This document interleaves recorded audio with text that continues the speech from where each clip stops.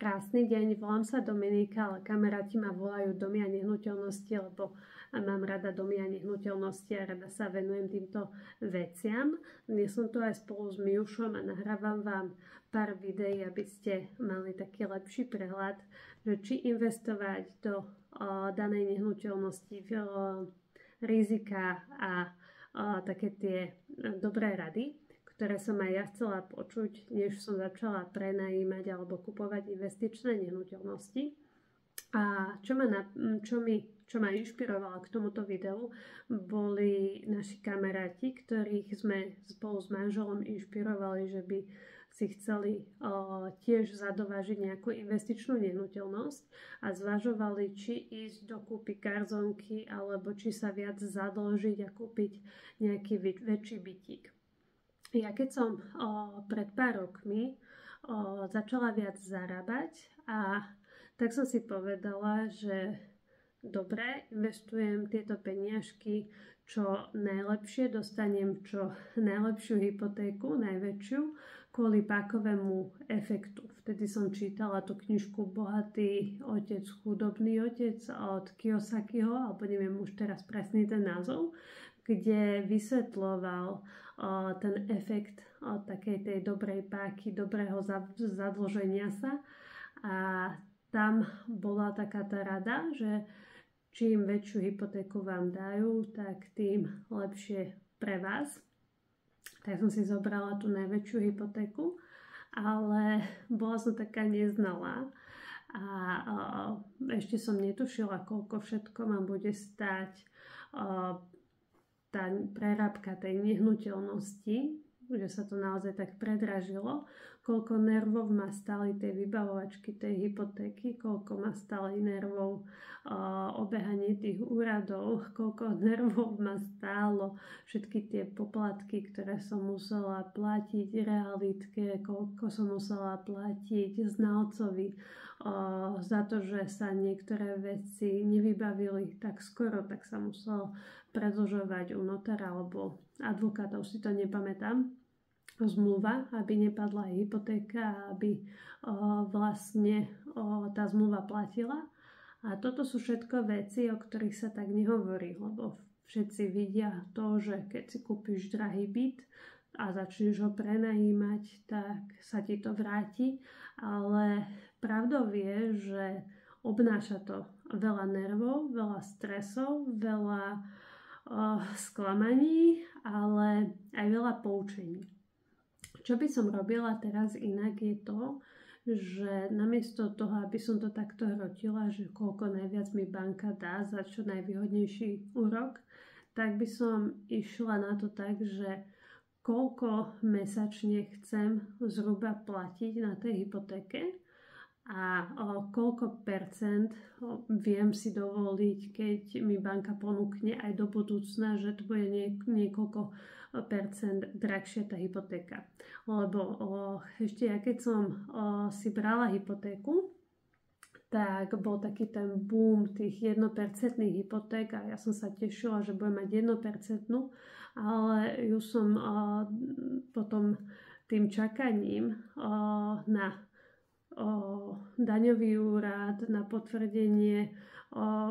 ktoré som musela dodávať zo zdravotnej sociálnej poisťovni kvôli tomu, že mám živnosť, musela čakať, tak sa mi to vyšplhalo na 2,7%. Takže je dobré, aby ste si aj zvážili, či budete schopní platiť tú hypotéku. Samozrejme, banka vám vypočíta takú sumu, ktorú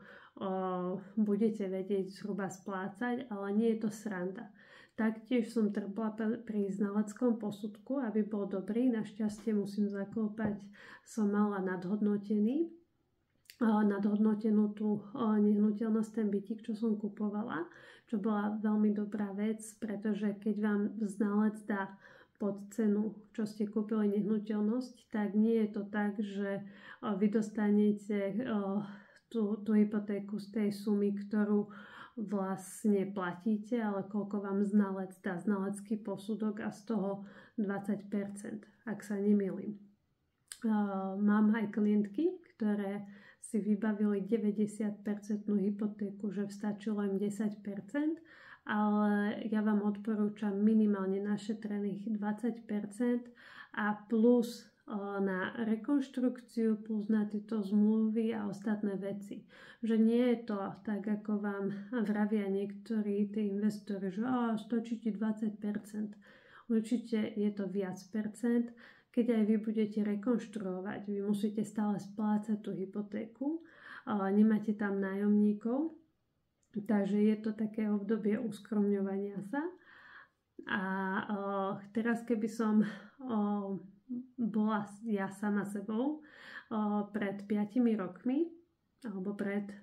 ja som kupovala nehnuteľnosť pred 3 rokmi, ale zvažovala som a všetko som si študovala pred 5 rokmi, tak by som určite už nešla do trojizbového bytu, ale išla by som radšej tou menšou cestou, že by som si kúpila jednoizbák alebo dvojizbák. Ten by som zrekonštruovala a prenajala rýchlejšie, kvôli tomu, že vy keď chcete prenajímať aj tieto väčšie byty, čo znamená trojizbáky, štvorizbáky a čím väčší byt, tým veľmi ťažšie nájdete takých tých nájomníkov, ktorí chcú investovať do podnájmu. Častokrát vás budú oslovovať ľudia, ktorých majú problémy finančné v rámci tých inzerátov alebo majú viac detí. Čím väčšiu budete mať tú nehnuteľnosť, po prípade môžu vás kontaktovať nejaké rodiny, že chcú bývať v jednom byte. Takže ja vám viac odporúčam začínať trošku v malom, hoci viem, že investične samozrejme ten zisk z toho rizika je väčší, ale poviem vám, ušetrila by som si viac svojich šedivých vlasov, pár ich mám, tým, že by som sa trošku krotila. A čo by som vám ešte poradila je, že keď máte naozaj veľké výdavky alebo keď chcete investovať do niečoho, čo vás baví, alebo chcete investovať do nehnuteľnosti, tak ja by som radšej investovala do toho, čo ma baví, v rámci toho, že by som rozvíjala nejaké podnikanie alebo nejaký biznis, lebo to vám vie priniesť viac radosti, viac šťastia, než keď budete slepo sledovať niekoho, kto prenajíma nejaké nehnuteľnosti a vás to nebude baviť a budete z toho frustrovaní, že neviete nájsť dobrých nájomcov. Budem veľmi rada, keď mi napíšete, či ste investovali do nejakej nehnuteľnosti alebo či nejakú nehnuteľnosť hľadáte. Toto je taký ten môj tip, ktorý by som dala naozaj úprimne svojmu mladšiemu ja, lebo tiež mám teraz pár klientov a klienti, ktorí chcú kupovať nehnuteľnosť investičnú a poviem vám pravdu, že toto kľudné svedomie, to, že máte tam našporené tie úspory, je oveľa lepšie, než ako ja som to tak hrotila. Takže pamätám si to obdobie, pamätám si ho s pokorou a neľutujem to. Veľmi veľa ma to naučilo, mala som tam skvelú podnájomničku, ale keby už môžem, tak naozaj ten jednoizbový bytík je ľahšia alternatíva aj dvojizbový. Samozrejme, keď sa jedná o predaj, že chcete po 5 rokov toho investovania predať, tak práve si tiež myslím ako veštica, že tie trojizbové alebo viacizbové byty skôr predáte než garzonky ako výhodnejšie, kvôli tomu, že predsa len tie metre štvorcové